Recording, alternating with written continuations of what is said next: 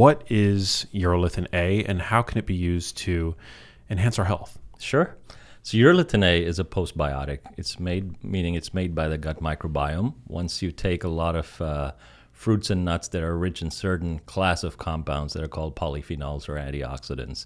So in fruits like pomegranate, berries, pecans, and walnuts, these are the sources in our diet that are rich in these polyphenols called elegitannins.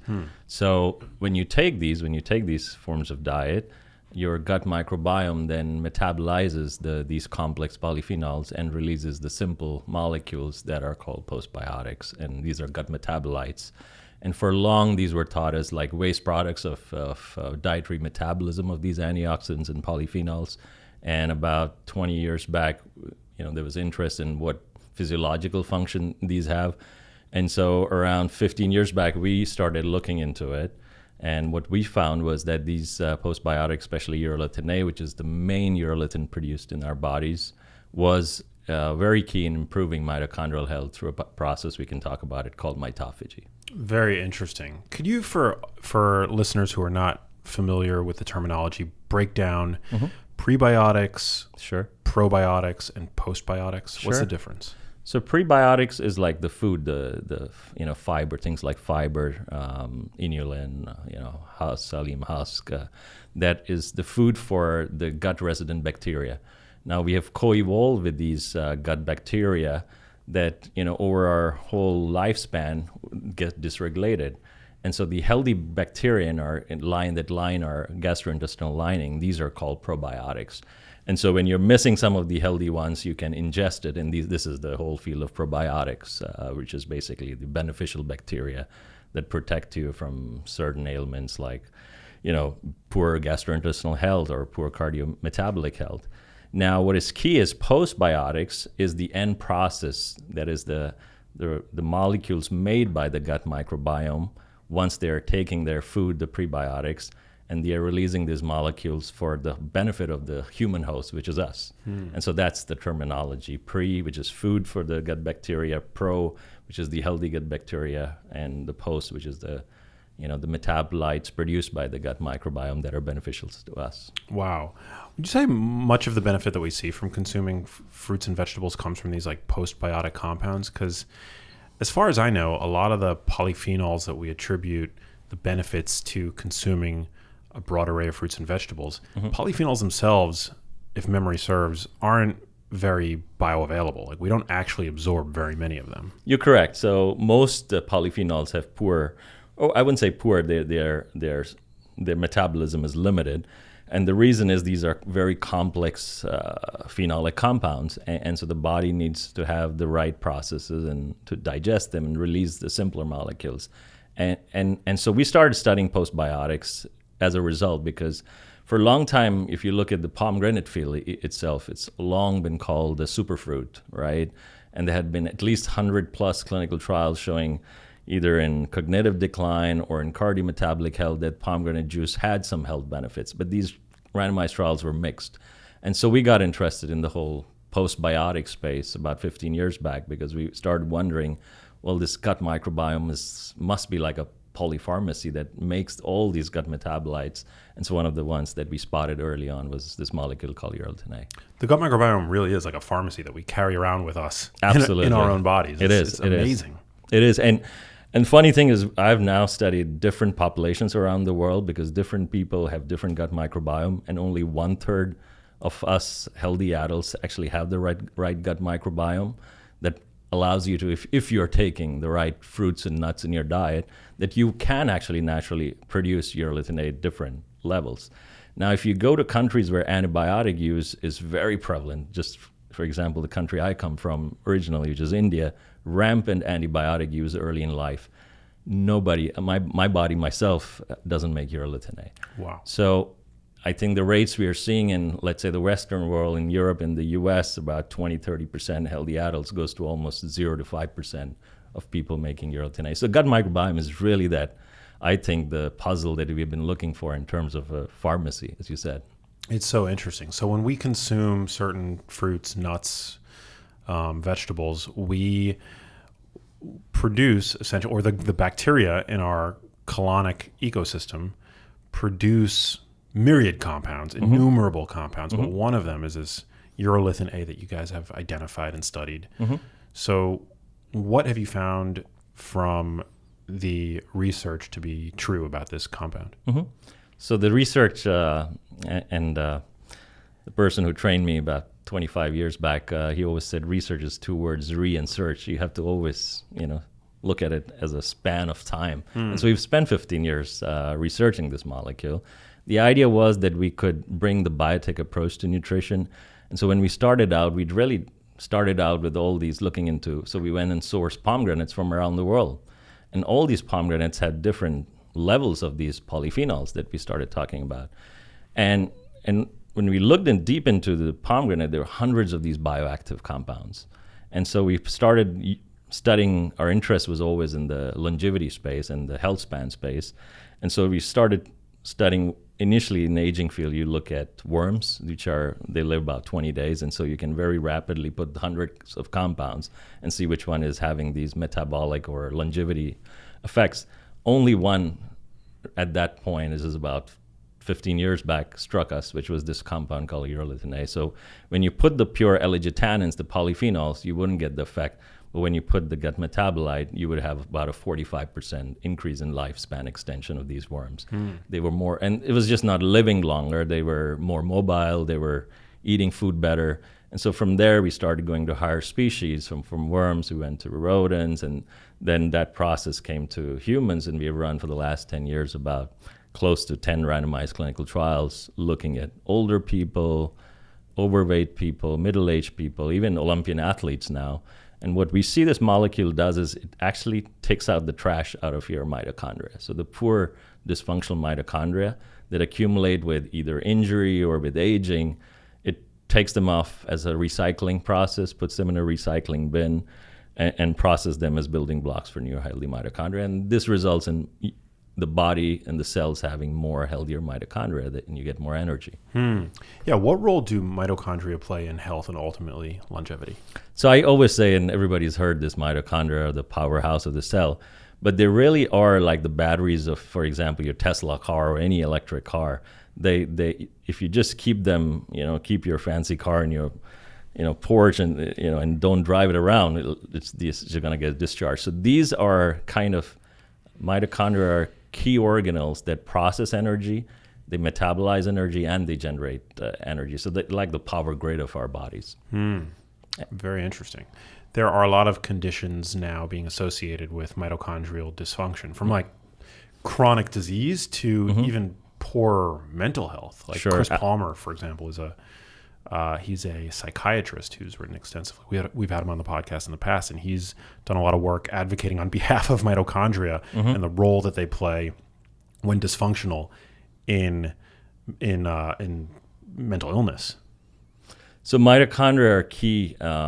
These are there are 12 hallmarks of aging that have been defined, biological hallmarks of aging.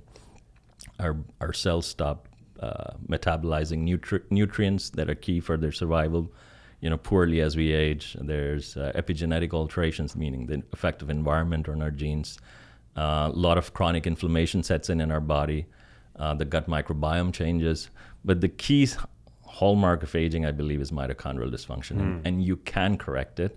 And what happens with the aging process in the most metabolic cell types or organs like the heart, the brain, the skeletal muscle, this is where there are thousands of mitochondria charging a cell that requires energy to function. And so that slows down, that pace slows down. And so a lot of times in Parkinson's disease or Alzheimer's disease or even depression, as you were talking, Chris Palmer talks about, what you see is that you have a collection of poor mitochondria. So you always have in our bodies the balance between healthy and unhealthy mitochondria. And in these chronic conditions, the balance shifts towards more unhealthy mitochondria. Very interesting. Have you submitted Urolithin A to, are you familiar with the NIH's interventions testing program? Sure, we are. Yeah. So the NIH intervention program is a preclinical testing program where you give it to a group run by Rafael Cabo, and they basically look at interventions such as rapamycin or metformin or other natural products that can extend lifespan in rodents. Okay, now just so you understand, rodents, the ones that are studied in the lab, get the perfect diet and they get water that is pure, and so I prefer to actually run trials on nutrients and show the effect. So in response to that, no, they haven't tested it, but the NIH is now testing Urolithin A in 2 randomized clinical trials, one of which is actually running here close to you, Cedar Sinai. Wow. This is focused on recovery of cancer patients, because in cancer what happens is the mitochondria also become dysfunctional. The radiation therapy and chemotherapy causes all our cells to become stressed, and so there's a lot of what we call oxidative stress. So they're trying to see if taking Urolithin A is going to dampen that oxidative stress in the body. So that's one trial the NIH is running, or the National Cancer Institute is running. The second trial they're now running is with the National Institute of Aging, where they're looking at if in people who are pre-diabetic, so they have, insulin resistance, they can metabolize, they have metabolic, let's say, dysfunction. Can Urolithin A normalize metabolic health and improve, for example, glucose absorption? So those trials are underway now? These are all independent trials being run by the NIH, so they are testing it in clinical trials. Wow, exciting. So what have you guys found? I know there's some exciting research looking at the impact of supplemental Urolithin A on muscle strength and the like. Yeah, can you speak to that, the Sure. studies that you guys have already run? Sure. So we started out actually first studying mitochondrial decline during the aging process. And the first trials I did was basically looking at 75-plus-year-old older adults who were very active. They were training for half marathons at 70, 75 years of age. And then we compared them to sort of very sedentary, couch potato, almost 75-year-olds. And when so the way you study mitochondria is you take small chunks of muscle tissue. This is a process. You need to do a procedure called a biopsy, muscle biopsy. You take very small chunks, almost like a bee sting, and then you look under in terms of a genomic profile. So you'd look at the mitochondrial health in that biopsy. And what we found was that the people who were very active, they had amazing mitochondria. They were like red hot, pumping out energy. And the ones who were couch potatoes, they were all sluggish. And it's almost like when you look in an electron microscope, the power grid, you can actually see inside a mitochondria the power grid. And in the healthy guys, the power grid is really functional. And in the couch potato sedentary folks, it's like spaghetti. Wow. It's really like that. And the mitochondria don't talk well to each other. They're almost like, I say mitochondria friendly, very friendly creatures. They like to be next to each other because they always, it's like a grid. You pass off energy to another one. Wow. And so that's the first thing we found in these old people. And then we took the sedentary people and we started put them in a randomized clinical trial, placebo control, where we gave either placebo, 500 milligrams of Urolithin A, or a gram of Urolithin A. And in about a month, we started to see the 500 and the gram dose in a dose-dependent manner start to shift these impaired mitochondria to a healthy mitochondria status. So that we can take biopsies before and after a month of the trial, and we can compare. And so these were the first trials that showed us that we could change the signature of mitochondria in a metabolically active organ compared to placebo. And Urolithin A was bioavailable, that even people who came with almost non-essential levels of Urolithin A, we could put them in with chronic supplementation. We could push the levels to what I call therapeutic levels, or let's say highly bioavailable levels. The second and the follow-up trials that we have done, these are again randomized placebo-controlled trials. These were of longer duration, about 2 to 4 months. In the older adults, we see these are all, we've shifted to healthy older adults because I understand that our products are targeting people who have impaired mitochondria, but we also wanted to see if they would help those who had healthy mitochondria at, doing everything right. And so there we found about a 20% increase in muscle endurance. So the test we run is, and this was with the University of Washington, we did this. The test we run is like a fatigue test. So you keep on doing like a leg press, okay, in the gym. After a while, you get your leg muscles get sore and you stop. And so the people on Urolithin A, after 2 to 4 months of taking the supplementation, kept on going 20% longer compared to placebo. Wow. So that was the first real clinical evidence that, in addition to the one I described at a sort of more molecular signature, that we were seeing what had been noticed for 10 plus years in different species. We went even younger to about 40, 50-year-olds who are also, healthy, trying to see if we would see the same effects. And that's where we saw, after 4 months, about a 10 to 12% increase in muscle strength compared to placebo. Wow. Yeah, in the leg muscles, so mostly the quadriceps and the hamstrings. That's super interesting. When I read those early studies done in older adults, I decided to put my dad on Mitopure. Yeah. But to be honest, getting him to stick to even taking a multivitamin, I mean, is like impossible for my dad, know? But that research was really exciting to me because my dad is like completely sedentary. And I recognize that mitochondrial dysfunction is one of these characteristics associated with poor aging outcomes. So it's super exciting. And even in younger adults, I mean, that's pretty compelling that you found a 10 to 20% increase in strength. Yes, over 4 months. So it's not a magic pill. And that's Yeah. what I always say. It's not like, you take it for a few days and you expect your mitochondria to suddenly, what we see in humans, if we really study it at the molecular level, the molecule induces mitophagy, so cleans out the faulty mitochondria. And in about a month, we start seeing what we call biogenesis, mitochondrial biogenesis. Again, a complex term. But what it means is that now you have the creation of newer healthy mitochondria come in. And then about 2-4 months and beyond, what we start seeing is really physiological effects, improvement in aerobic endurance. And then following 4 to 6 months, we see more effects on strength. And chronic inflammation. That's another standout. Let's say doctors ask me, so what do I tell my patients? Who do I give Urolithin A Mitopure to? And I say the one person who will absolutely respond is people who have high levels of chronic inflammation, because the more chronic inflammation you have in your body, the more chances that your mitochondria are dysfunctional. Because it's almost like a leaky mitochondria, right? And they're releasing these bad mitochondria that becomes seen by the body as sort of a danger that you're stressed. And so that drives chronic inflammation. And so we unanimously see in all these trials lower CRP, which is like a C-reactive protein, which is a biomarker of inflammation. And your background, you're a medical doctor and immunologist. Yeah, so I was trained in internal medicine in India and the US, and then I got my PhD at the University of Connecticut here in the US. Super interesting. How did you first stumble upon this compound? So, well, I've been fascinated. I was trained by one of the best physician scientists, and once they gave me a molecule actually extracted from the stem of pineapples called bromelain, which is basically a proteolytic enzyme. It was helpful for asthmatics at that time. So that got my interest in the natural product space. In medicine, what I saw was that a lot of times we were seeing patients at the end of the chronic disease spectrum, like where things were too late. You were just trying to make the symptom go away, or you weren't really treating the root cause of the disease.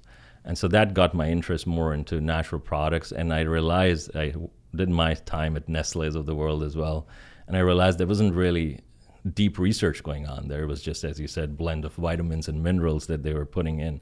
And so that's how I got into, bringing the biotech approach to nutrition, going after natural compounds that had previously not been discovered, and to see if they could bring you health benefits, much like what pharma does at the end stage of those chronic diseases. And you're in your 70s and 80s, you have Alzheimer's, and it's already too late.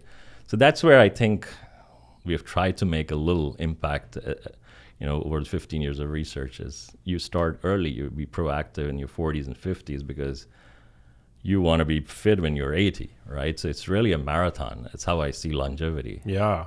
Where would you say Urolithin A fits within the arsenal of tools that I'm sure many of my listeners have already considered and maybe have even integrated, such as, protein powders or creatine, which we talk about quite a bit, omega-3 fish oil, things like that. There are a lot of products on the market now. And so who do you think is the ideal candidate to consider Urolithin A, and where would it rank in the stack of, all of the other I supplements. think if I had to create the perfect muscle health product, it would have high protein. It would have at least 20 grams of protein. Would have about a Mitopure, about 500 milligrams to a gram, because that's the doses we see it having an impact. And then creatine is my definite favorite. So those three would be. There's a lot. Now, I have done before in my former life a lot of trials with high protein supplementation in older adults, and you don't really see the effects till you complement it with regular exercise. So you need, and with Mitopure, what we see, it's hitting the same biology as regular exercise. So exercise is also an autophagy, mitophagy inducer. So is intermittent fasting. So if you complement high protein supplementation with something that hits mitophagy, gets the protein synthesis going in the mitochondria, then you can have a very additive effect. In fact, we are running a clinical trial right now in hospitalized patients, immobilized, where you give high protein supplementation, but it has a minimal effect. But what we want to see actually is, can we break that resistance to high protein supplementation that happens either with aging or in hospitalized patients with Mitopure or Urolithin A, because that gets the mitochondria going and absorbing protein better. And then creatine is I think, a key element for ATP generation. And there's enough great clinical trials around creatine showing that 3 to 5 grams is key to getting great improvements in muscle strength, etc. Yeah, there is a anabolic resistance that occurs. Yeah, with aging, you become less sensitive to protein, to mTOR signaling, to leucine, and even if your protein intake is adequate, it still doesn't hold a candle to the stimulus that resistance training provides. Sure. You still have to be resistance training at the end of the day. Absolutely. And again, that's what I've been also saying with all this craze around GLP-1, where people are losing weight and fat, but they're also losing muscle mass. And the amount of muscle mass they lose in about a year is equivalent to what you lose in your 60 and 70 in 10 years. Wow. And so that's where I think resistance training is very key. So people who are either overweight or older, who need this high protein supplementation, they need to have a good trainer. They need to be given the right exercises. They need a great dietitian or nutritionist telling them to eat the right protein, because you do need about a gram per kilogram body weight supplementation. So, and most older adults are very under they're not eating the right foods. That's probably giving them only 20 to 30 grams. And so there's a deficit of about 40 easily. So they need more. That's the low. That would be on the low end, 1 gram per kilogram. Yeah, older adults, you up it to almost 1.2, 1.4 to kind of. But then, as you said, there's an anabolic resistance to, especially with aging. Even if you gave 40 gram, you won't get a better muscle mass effect than with 20. And so you need to somehow break that resistance. And I think the answer lies in the mitochondrial dysfunction. Interesting. If you improve the mitochondrial health, you synthesize proteins better, and you can actually improve even by giving 20 grams. You see similar effects as 40 grams. So this is a trial we're running. Wow, it sounds like it would be an interesting stack. Mm-hmm. Protein, Urolithin A, creatine. Yeah. Wow, super interesting. What would you say are some other levers to pull for better aging? So I see Urolithin A as sort of the foundational pillar for improving your cellular health, right? So at the base, you stack Urolithin A or other mitochondrial nutrients. Some people like to experiment with NAD modulators or things like CoQ10 that are known. So in the mitochondrial field, there are 3 ways you can actually improve mitochondrial health. One is biogenesis. So that's where all these NAD modulators are playing in nicotinamide riboside, and NMN, which is now labeled a drug by the FDA. They create newer healthy mitochondria. Got it. So that's biogenesis, mitochondrial biogenesis. Yeah. The second is the efficiency. That's where things like coenzyme CoQ10 or creatine or L-carnitine play. So they take the pool of your healthy mitochondria and make them produce more currency of energy, which is ATP. But to get these 2 levers working really well together, the third is the mitophagy angle. So unless you clean the debris out, unless the garbage truck shows up at your door to clean your waste, there is very less space. Real estate is big in these cellular real estate business, and you need to clean the waste, the faulty mitochondria out to allow you to. And that's where I feel people can even complement whatever they're taking for their mitochondrial health by stacking with Urolithin A. And then once your cellular health is optimal, you can put, we've been looking at which are the nutrients that are even more bioavailable once your cellular health is operating at, let's say, 200% efficiency, and things like magnesium get more bioavailable. So I think there's more research to be done in this field, but I certainly think that having mitochondrial health as a foundational cellular health pillar, then you can take multivitamins, magnesium, whatever you want to add on to it. But the mitochondria need to be working well. You need to have sufficiently healthy mitochondria, and you need to be housekeeping. Got it. Getting rid of the old you need your house cleaner, basically. Yeah. Very interesting. Is the mechanism by which it works, is it a hormetic mechanism? It is. There's a term called mitohormesis, which is, again, what I was describing. It's a balance, the yin and yang of, having perfect biogenesis happening and mitophagy happening. It's not either or. So if the balance shifts towards, let's say, our bodies or our cells having more poor mitochondria, Urolithin A will initiate mitophagy, clean out the waste, and cause biogenesis. Now, we've been asking, we did actually a study that you'll find interesting in 20, 30-year-olds, Olympian level athletes, because you wonder, they're unlikely to have poor mitochondria. They're going to have more healthy mitochondria because their VO2 levels are in the 60s and 70s. They're training for marathon. Their mitochondrial muscle performance is at its peak. And even there we realized, and this was actually one of the top sports researchers who came to us saying that overtraining causes mitochondrial dysfunction. And so even in these folks, there is some sort of. So when we looked into it, we did the trial. It was about a month of supplementation just before they went to the Olympics. Not this one, the one in Japan in 21. We did this trial in 21 to 22. Well, we saw that we didn't see a big performance boost in that trial, but where Urolithin A supplementation really helped was that it improved muscle recovery. So all the muscle damage, when you look at markers like lactate or creatine kinase, these are things that reflect muscle damage, they started dampening, and even inflammation was dampened. So that's where I think, depending on the age group and the kind of profile, Urolithin A should be, it's kind of like the foundation, the basis, as you said. It's super interesting. What would you say are the biggest threats to mitochondrial health today? I think it's really our diet. So I would say diet, stress. Stress is also, you would think a lot of antibiotics or medicine, statins are mitochondrial toxins. Statins are big mitochondrial toxins. In the early generation ones especially. Now I think they've improved on them. But when you put a 50-year-old on a statin, they always have muscle side effects, most of them. They have muscle pain, and that's mostly because of the mitochondrial effects statins have. And so most clinicians who will introduce a new statin to somebody with high cholesterol will give coenzyme CoQ10 with it, just trying to normalize their mitochondrial health. So that's another space where I think we haven't really gone into, but I think that's sort of the space of metabolic health, cardiovascular health, where improving mitochondrial health together with modern medical care could be interesting.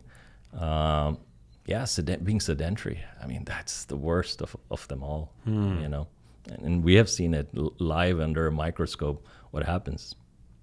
Yeah, it's crazy that being sedentary, you think of being sedentary, laying on your couch for hours at a time, as being the opposite of a stress. But biologically, it's actually quite stressful, which is very counterintuitive. Yeah.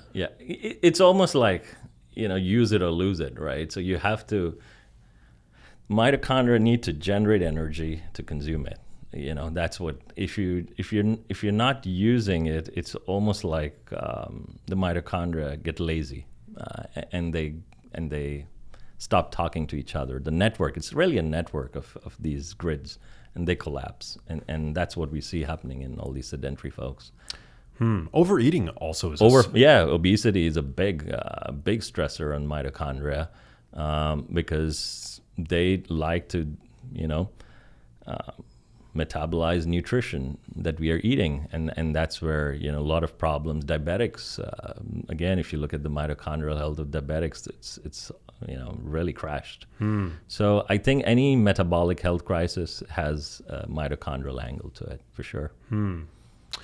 What impact do you think urolithin A might have on brain health? That's a big focus area for me, big interest area. So we have started looking into it. Again, as a small company, putting all the focus. We started with muscle. We've moved into immune a bit now because the effects we were seeing on inflammation intrigued us a lot. Brain, interestingly enough, came from a lot of professors and academics around the world. So there's a famous institute called the Buck Institute of Aging and the NIH. They started looking at the effects of urolithin A in different models of cognitive decline, be it Alzheimer's or Parkinson.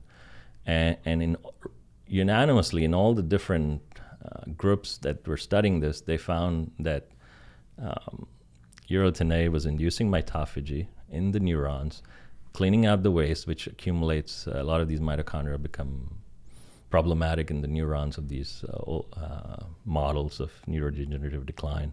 And they started to see that actually when they screened for thousands of natural compounds, urolithin A was actually the most potent at reversing a lot of this phenotype. So they came to us saying, well, we want to do a randomized clinical trial. But it's a bit tricky to study a natural product and nutrient and go straight to look at it into a trial with Alzheimer's, because the human ethics and the IRBs that govern the ethics can say that this is a drug trial and not a nutrition trial. So we've actually gone earlier because I personally feel most even pharma companies have struggled to find a drug after years of research. So it's not one magic nutrient can do it. So we've gone actually to 40, 50-year-olds. We've designed a trial that we are now running in Norway actually. Because believe it or not, the Norwegians love to participate in clinical trials. And Interesting. Yeah, they have the highest, but they have a cohort of people who in their 50s have sleep issues. And if they have these REM, what we call them REM sleep disorders, they're all healthy. They just have problems with their sleep patterns. This is actually a prognostic, what we call prodromal phase, 20 year, that predicts that you're going to have neurodegeneration 20 years after. So in their 50s, we are now catching them with this sleep disorder. We're putting them on a randomized clinical trial with urolithin A or placebo to see if we can reverse some of that problems in brain energy metabolism early on that actually accumulative causes these neurodegenerative declines. So we are going earlier, just like we did with the muscle space, trying to catch, the defect early. Because I think if we were to do something in 70, 80-year-olds who have, let's say full-blown Alzheimer's, we would run into some regulatory questions whether this is a drug trial or a nutrition trial, and you need to run trials for much longer and hundreds of patients and thousands of patients. So we're going a bit earlier into people who have sleep issues with the idea that we can see impact on brain metabolism. Wow. Is the hypothesis that urolithin A is going to improve sleep quality? Yeah, the hypothesis is that urolithin A will improve brain energy, brain metabolism, and that's we're looking at it through PET scans, which you put a glucose probe. FDG PET. Exactly. We're doing an FDG PET in that trial. We're also doing something we call a magnetic resonance spectroscopy, which is basically like an MRI, but looks at how ATP is utilized in your brain. And most these people will have shortage of ATP in the brain tissue. And the third thing we are seeing is how does all that then link into neurotransmitter release. So we're doing what is called as a DAT, dopamine activation transporter test, and you can image the amount of dopamine being made. Sleep is... They use that test in Parkinson's disease diagnosis. You got it. Yeah. So most people with Parkinson's, will have dopamine issues, and a lot of them take these medications to kind of innervate themselves. So we are looking at that, and then we have the sleep patterns and the sleep recordings being done in that as well as a secondary endpoint. What's the safety profile of urolithin A? Any risks? Listen, this is a natural molecule. Evolutionary, we were all supposed to make it. A lot of times we are actually being exposed to it naturally. So actually, there's a funny story. The first time anybody discovered Urolithin A was an Iberian ham, because all these pigs in Spain living in Iberia, they eat a lot of acorn. And acorn, beyond the pomegranate, has the highest source of these polyphenols. And so, well, we think it's not because the Iberian ham doesn't taste so, it's not because of the Urolithin A, but that's how they first discovered it. But what we think the safety profile is that it's very safe. We have about hundreds, thousands of customers who are taking the product. And in our randomized trials, we have at least 1,500 people who have taken highest doses given to. We've also run a whole gamut of safety and toxicology tests that have been reviewed by the FDA. So I think other than its absorption, I mean, you can't just keep doubling it, because after a while the body will plateau out the levels that you can metabolize.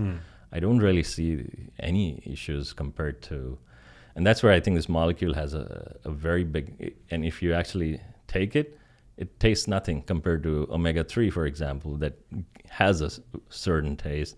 It's easy to put in a fruit powder. It's easy to put in a pill. So that's one of the strengths of this molecule, is that it's really very kind of stable at all kinds of temperature. It tastes nothing, and it's so safe. Yeah. And in an ideal world, people would be able to generate this as a again, a Yeah, that's why I postbiotic said, compound. yeah, evolutionary, we were all making it. We just, our microbiomes changed.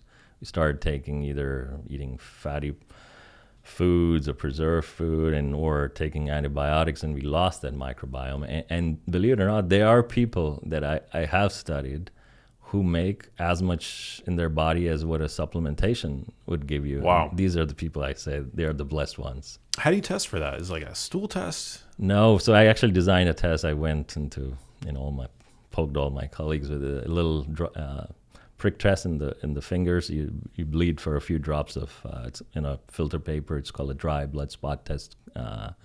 And then we send this test, this card to our partner lab in Seattle, and they do mass spectrometry, so they can detect what levels you have.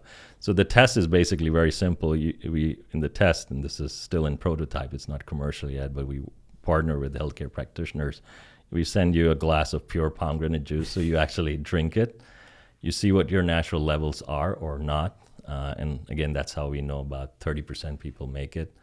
And then you take, after a few days, you wash out, and then you take our one pill or one sachet of the product, and you compare. And I think that's also what is missing in the nutrition industry. Everybody takes vitamin C. Nobody really knows, where it goes, or do you actually need and how much you need. And so I think this is the kind of more what I call precision nutrition that needs to happen in the field. Super interesting. Yeah. There's bioindividuality is such an important concept, and I've always believed that there's no such thing as a one size fits all diet or supplementation regimen. Sure. I mean, everybody's different. We all have different microbiomes, and microbiome research is still, I mean, despite what we currently know, it's still in its relative nascency. Yeah, absolutely, totally agree. There are companies that have tests, they offer commercial tests to tell you how conducive your gut microbiome is or not is. And I think that's the small steps to where we are probably going to what you're saying is, really the precision of what doses of which product you should be taking. But I think the problem is the interpretation. Even if they give those data to me as a clinician, sometimes you don't really know whether having a Prevotella or having a certain kind of bifidobacteria is conducive or not. So I think that education piece is missing in the medical healthcare community so far. But as it evolves, I think more and more people, I mean, we have been looking at the microbiome, for example, of people who naturally are blessed to make Urolithin A. And we know that there is a certain microbiome profile they have, and they have more Akkermansia and things like this. But are those the bacteria that are needed to produce Urolithin A in the body? I think the research needs to be done there. Are microbiome tests, because there are a few on the market at this point, are they generally thought to be reliable at this stage? I mean, they are. The genomic technology has evolved quite a bit, and the The problem is the interpretation is where I struggle, you know, and the shifting of the microbiome over a certain period of time. I personally believe that your gut microbiome is dictated in your first 1,000 days of life. You know, what you eat, what you took in medicines, when, you know, what is set. Because I personally see that in myself. I mean, I can't produce Urolithin A, and all these years I've been taking a lot of probiotics. I've been eating a lot of fiber, thinking I can change my microbiome, but I've not been able to do it. So I think it helps, but these tests can help, but they can guide clinicians where there is gut dysbiosis. I wouldn't be surprised if we find out ultimately that the microbiome is no less unique to an individual than their fingerprint. And there are now actually very good, not clinical studies, but yeah, like more population-based studies that are coming. It's almost like your fingerprint or your blood type. You have a certain metabotype, you know, that is conducive, and I find it fascinating that there are other, you know, if you look into the field of gut metabolites, for example, there are other examples like short-chain fatty acids. This is butyrate or propionate, things like this. The same individuals turn out, I think, to be making urolithins or other. So there is a certain, I would say, gut metabotype that exists, and people just need to figure that out.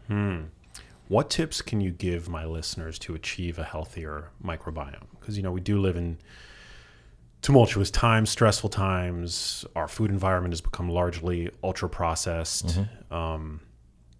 And so, you know, despite what may or may not have occurred during the first 1,000 days of one of my listeners' lives, what can people listening, watching this start doing, integrating today to foster a healthier gut microbiome? Yeah, I think it starts by a food-first approach, right? So you have to eat a healthy, fiber-rich diet. I think that's key. You have to eat some kind of fermented products, whether taking yogurts or kefir or kombucha. You know, these are kind of where you can get really the healthy gut bacteria. And then some sort of supplementation. You know, there are companies which are have clinically tested probiotics that help things like irritable bowel, for example, or bloating.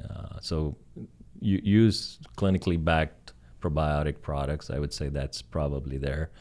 And eat fresh foods, you know. I think that if I had to say that I have seen people make so much Urolithin A, and when I look at their dietary records, they're all eating berries and nuts by the bowls. And that's part of why I think they're lucky, because not only do they have the gut microbiome, but they are making the effort to eat the right diet. Well, what you feed, you breed. Yeah, exactly. Essentially. Yeah. But you said that no matter how much pomegranate you consume, you're not a Urolithin A producer. Yeah, I can drink 6 glasses and zilch, zero. Wow. So, and that's where I think it's primarily because of all the antibiotics I took. In India, practitioners, medical doctors would give antibiotics for common cold. Wow. So as a kid, if you have a lot of runny nose, you take a lot of antibiotics. And I think that damaged my microbiome to an extent where I can recover parts of it, but not the part that is needed to metabolize the health benefits of certain phytonutrients. Have you looked into the research on fecal microbiota transplantation? Good question. I have, in my past life, I was studying a lot of kids with allergies. That was my training as an immunologist. We were looking into that space, but yeah, I haven't done any clinical trials. Try it and report back. Yeah. There are companies that are now in the space that are doing, but they're again going, you know, if you have inflammatory bowel disease, you can be considered for fecal transplantation, or you have obesity, then, you know, there are trials underway where they're transplanting microbiome of people who are blessed thin, you know, for example. So I think that research is still in its naivety, and in 5-10 years horizon, they may be a poop pill. Yeah. I won't surprise me. It's super interesting. I started reading about FMT Yeah. 15 years ago. Now, 20 Problem years there ago. is the how do I say, the GMP and the good manufacturing issues, and making sure even the trials that I'm familiar with the FMT. Problem is you need hundreds of patients. You get a batch of FMT, and you do the transplantation and you see an effect, and then you add more patients, then you make another batch, and that batch may differ from the previous batch. So I think that's where some of the fine tuning is needed in the business of FMT. Yeah, like standardizing. Yeah, lab grown. I don't know. Yeah. It's very interesting. But I mean, the animal research is so compelling that, they'll take the microbiome, they'll take fecal material from a lean mouse. I did that. So, you did? Yeah, I took the fecal material of a highly allergic kid, and I put it in a mouse which had no previous exposure to any allergen, and that mouse got allergy. Wow. Yeah, so there are studies like this that you can do. You can give the microbiome of centenarians or very fit people, Olympians, and there's actually companies, I think, from Harvard that is taking the fecal material of these super endurance athletes and trying to transplant it into very fatigued individuals. So I think the possibilities are endless. That's amazing. Yeah. Wow. So exciting what the future holds. What guidance do you have for listeners that might be interested in looking into probiotics, which I know can be kind of like the wild, wild west, but finding good clinical data and then tying that, identifying the probiotic strain and then looking for that on the market? Well, I think that's where I say, what are you taking the probiotic for? If it's certain gastrointestinal problem you have, if you have irritable bowel syndrome, or if you have problems with constipation, then there are clinically tested probiotics. There's, I think, one called Align that is very clinically tested. There's a company, I think Seed or something, they have a very clinically tested blend of probiotics for IBS and people who have dysfunctional gut. But I think the research is a bit mixed when it comes to you're healthy, you have healthy gut, what can you do to make it more healthy? You see, there I don't have a particular, let's say, reference in mind to suggest to you individuals. But if you have gastrointestinal issues, then there's definitely research and products that you can take. Yeah, I think if you're healthy, you probably don't need a probiotic. You probably just focus on fermented foods. You can diet is sufficient, I would believe. There. Yeah, eating a broad array of fruits and vegetables and things like that. Mm-hmm. Very interesting. So cool. So what's next for you guys? Are now, I guess, probably anxiously awaiting the results of these cedar cyanide trials. And so we are now in this, a lot of trials were started initially done by us, and people like independent validation, having independent investigators kind of show that similar effects. So what we are doing now is we are looking at different angles of longevity. What other pathways does this molecule do? And inflammation is a big one, and I'm a trained immunologist, so we got interested there. So we are looking at people whose immune system and immune health is not the most perfect. We're also looking at cancer patients who have recovered from cancer, and they come out with almost no immune system. And immune cells need mitochondria to be healthy and to function as good as they can. And so that's one area of research we are very excited about. Some of the new data, which is unpublished, that we just got working with the Buck Institute in Novato, California, suggests that taking Urolithin A for longer times, for about a month, rewires sort of a youthful immune system. So it takes an aged immune system and makes it more energetic. And now that immune system can see bacteria and viruses better and fight better. So that's the research we are doing. And then the brain is really, for me, the big one. And this trial I told you about in people who have these sleep issues is up and coming. And then the work of NIH is, on metabolic health and cancer health is very exciting. Do we still think that like turmeric and curcumin is all that it's been sort of made out to be? Curcumin is a fascinating molecule as well. I think it's limited by its bioavailability, much like most natural compounds are.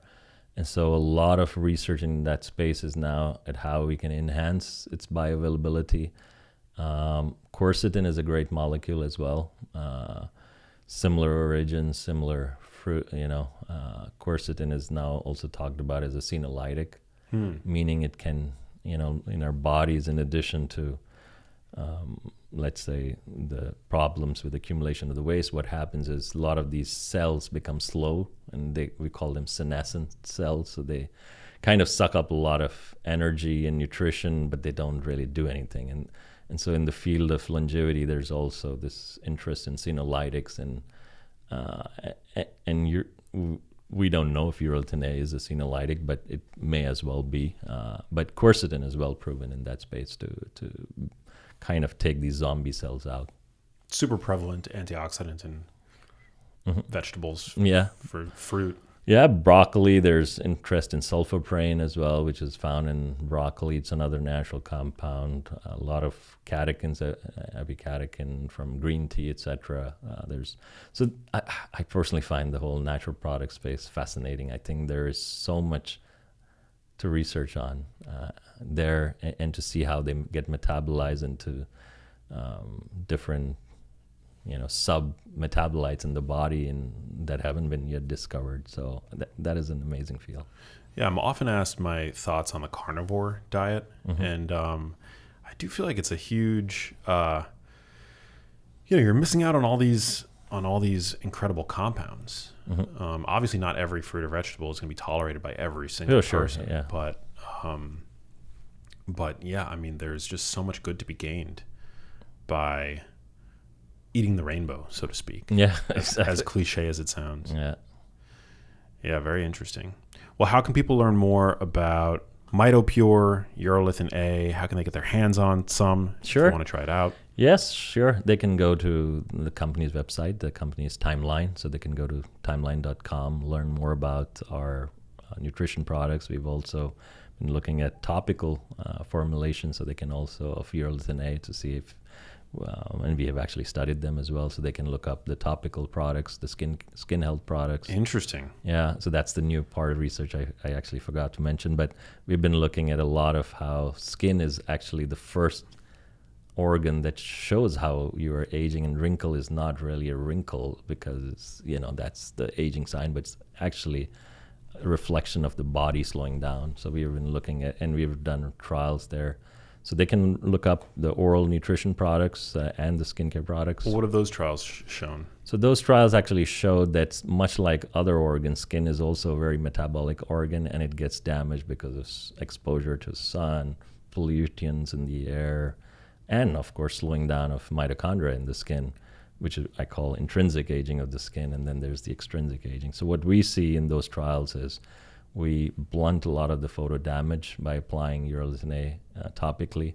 It actually penetrates the skin layers, goes till the epidermis, dermis junction, and we can rewire the mitochondria to produce more energy, much like we see with the muscle trials. Wow.